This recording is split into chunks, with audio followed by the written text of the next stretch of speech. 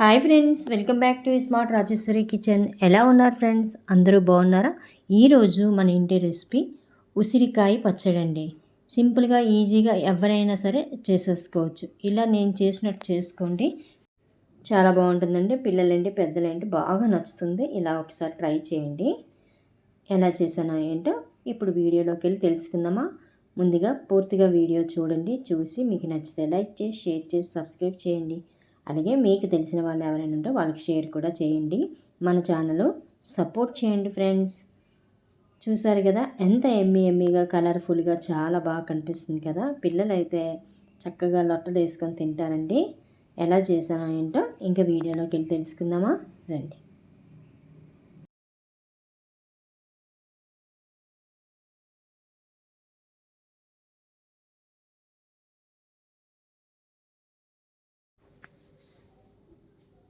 ముందుగా ఉసిరికాయలు తీసుకోవాలండి. నేనైతే పావు కేజీ ఉసిరికాయలు చేస్తున్నాను. ఇది నాకు ఇద్దరు ముగ్గురు అడిగారనమాట, తక్కువ క్వాంటిటీ చేసి చూపించండి అని. అందుకని పావు కేజీ తీసుకుంటున్నానండి. ఈ పావు కేజీ కొలతతో కేజీ కూడా మనం చేసేసుకోవచ్చు ఈజీగాను. ముందుగా ఉసిరికాయలు తెచ్చి నీట్గా కడుక్కొని క్లాత్తో తుడిచి ఒక గంట ఆరబెట్టుకుంటే మొత్తం తడి లేకుండా ఉంటుంది. ఆ తర్వాత స్టవ్ వెలిగించి కళాయి పెట్టి ఒక 2-3 స్పూన్లు ఆయిల్ వేసి ఇలాగా వీడియోలో చూపించినట్టు మీడియంలో పెట్టి వేపుకోవాలండి. చూసారు కదా, ఇలా ఎర్రగా వచ్చేటట్టు వేపుకోవాలి. మనకి ముక్క కూడా మెత్తగా ఉడికిపోయిందండి.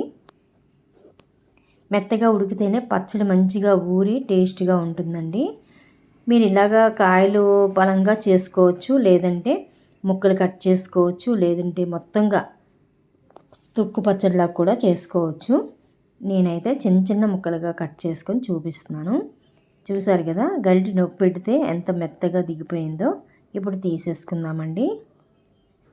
ఇవి పక్కన పెట్టుకొని తర్వాత చింతపండు, పెద్ద నిమ్మకాయ సైజు అంత చింతపండు తీసి కొద్దిగా వేడి నీళ్ళు వేసి నాననివ్వండి. నానింది మళ్ళీ మనము ఆయిల్ పోపు పెట్టిన తర్వాత ఆయిల్లో ఉడకనిస్తే మనకి ఇన్ని రోజులు కాదు, ఇన్ని నెలలైనా సరే అలా నిల్వ ఉంటుందండి. తడి తగలకుండా ఏ పచ్చడికైనా చూసుకుంటే సంవత్సరం వరకు నిల్వ ఉంటుంది. చూసారు కదా, ఉసిరికాయలు చేత్తో ఎలా చిదుపుతుంటే ఎలా వచ్చేస్తుందో అంత మెత్తబడిపోతుంది. తొందరగా వేగిపోతాయండి ఉసిరికాయలు కూడాను, మెత్తగా అయిపోతాయి. ఇప్పుడు వేడి నీళ్ళలోని చూసారు కదా, వీడియోలో చూపించినట్టు కొద్ది కొద్దిగా తీసుకొని నాననివ్వాలండి. చింతపండు పిక్కలు అవన్నీ ఉంటాయి, ముందుగా తీసేసుకోవాలి. కాస్త నీళ్ళు చల్లారిన వరకు నాననిచ్చిన తర్వాత మళ్ళీ ఒకసారి బాగా మెత్తగా కలుపుకొని స్టవ్ మీద పెట్టి ఒక 2-3 నిమిషాలు కొద్దిగా ఉడికితే సరిపోతుందండి. మనం ఉసిరికాయలు చూసారా, నేను చిన్న చిన్న ముక్కలుగా అనమాట ఇలా తొనలుగా తీసుకోవచ్చు, లేదంటే వీడియోలో చూపించినట్టు ఇలా ఒక తొన 2 ముక్కల కింద అయినా చేసుకోవచ్చు. నేనైతే ఇలాగే చేస్తున్నానండి. మనం తినేటప్పుడు ముద్దకి ముక్క వస్తుందేమో, మంచిగా ఊరి ముక్క భలే ఉంటుంది. మామిడికాయ ముక్కలాగే ఉంటుందండి. మనం మామిడికాయ ఊరగాయ చేసుకుంటాం కదా, ఆ ముక్కలాగే పళ్ళకు తగులుతుంది. ఇప్పుడు చింతపండు వాటర్ చల్లగా అయింది కదా, ఇప్పుడు కాస్త చేత్తో అలాగా నెదిపేసుకొని ఇది అలాగ స్టవ్ మీద సిమ్లో పెట్టి కాస్త ఉడకనివ్వండి. ఒక 2-3 నిమిషాలు ఉడికితే సరిపోతుందండి. మనం పావు కేజీ తీసుకున్నాం కనుక కొద్దిగా ఉడికితే సరిపోతుంది.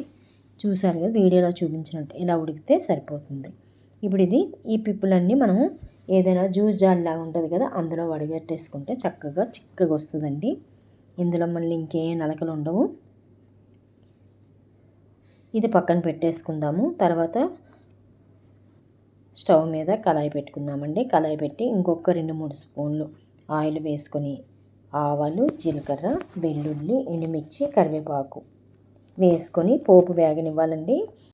మనకి ఎక్కువ రోజు నిల్వ ఉండాలంటే నువ్వుల నూనె అయితే సరిపోతుందండి. నేను ఇప్పుడు ఏంటంటే పావు కేజీ చేస్తున్నాను కాబట్టి మామూలు సన్ఫ్లవర్ ఆయిల్ వేసి చేస్తున్నాను. ఇలా పోపు వేగిన తర్వాత కొద్దిగా పసుపు వేసుకోండి. పసుపు వేసుకొని కొద్దిగా ఇంగువ, ఒక 2 చిటికెళ్ళు ఇంగువ వేసుకోండి. మీకు నచ్చితే వేసుకోండి, లేకపోతే వేయకపోయినా పర్వాలేదు. వేస్తే టేస్ట్ బాగుంటుంది.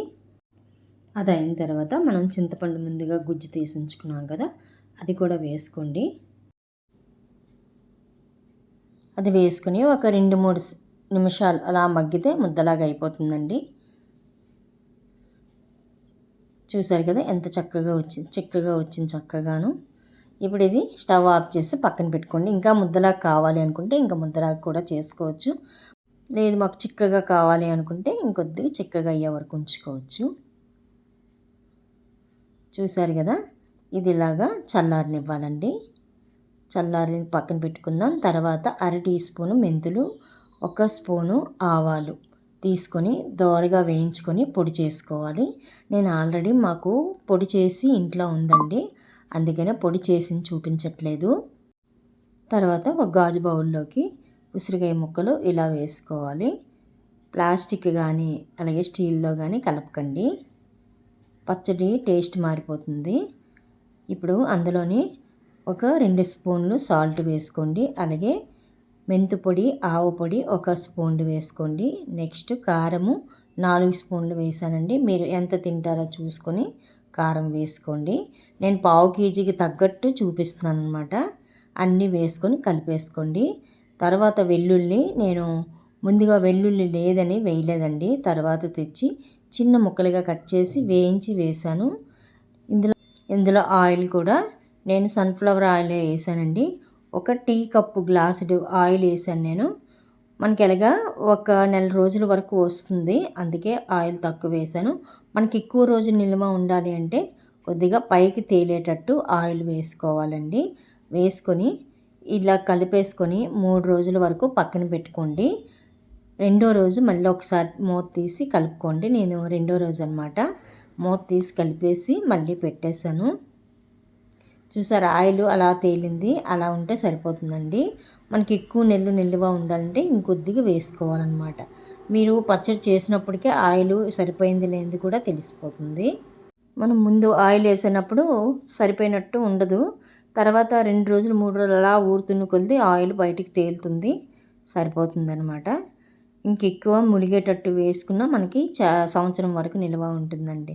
చూసారు కదా, ఇలాగా 2-3 సార్లు కలుపుకోవాలి. తర్వాత రోజు మళ్ళీ మూడో రోజుకి చూసారా ఎలా తేలిందో ఆయిల్. అది అలాగా ఆయిల్ సపరేట్ అవుతుంటుందండి. మూడో రోజుకి ఇలా వచ్చింది. నేను 1 గ్లాసుడు వేసాను అనమాట. టీ కప్పు గ్లాస్తో ఆయిల్ వేసాను. అలా ఆయిల్ అంతా చూడండి ఎలా వచ్చిందో. అంతే ఫ్రెండ్స్, ఈ పచ్చడి అలా ఊరిని కొలిది టేస్ట్ చాలా బాగుంటుంది. వేడి వేడి అన్నంలోని కొద్దిగా నెయ్యి వేసుకొని ఈ పచ్చడి 1 స్పూన్ పచ్చడి వేసి కలుపుకొని తిన్నారంటే అదిరిపోతుందండి. చూసారా ఎంత ఎమ్మీగా కనిపిస్తుందో. ఇలాగేనండి కేజీ కూడా చేసుకోవచ్చు. నేను కేజీ పచ్చడి కూడా మన ఛానల్లో వీడియో పెట్టాను. ఎవరికైనా కావాలంటే కామెంట్ పెడితే నేను లింక్ పెడతాను ఫ్రెండ్స్. చూసారా ఎంత సింపుల్గా ఈజీగా అయిపోయిందో. ఈ వీడియో మీకు నచ్చిందా? నచ్చితే లైక్ చేసి, షేర్ చేసి, సబ్స్క్రైబ్ చేయండి. పూర్తిగా వీడియో చూసి మీరు చేసుకొని కామెంట్ ద్వారా కామెంట్ చేయండి ఫ్రెండ్స్ ఎలా వచ్చిందనేది. Thank you for watching. మళ్ళీ మంచి వీడియోతో వస్తా. Bye bye.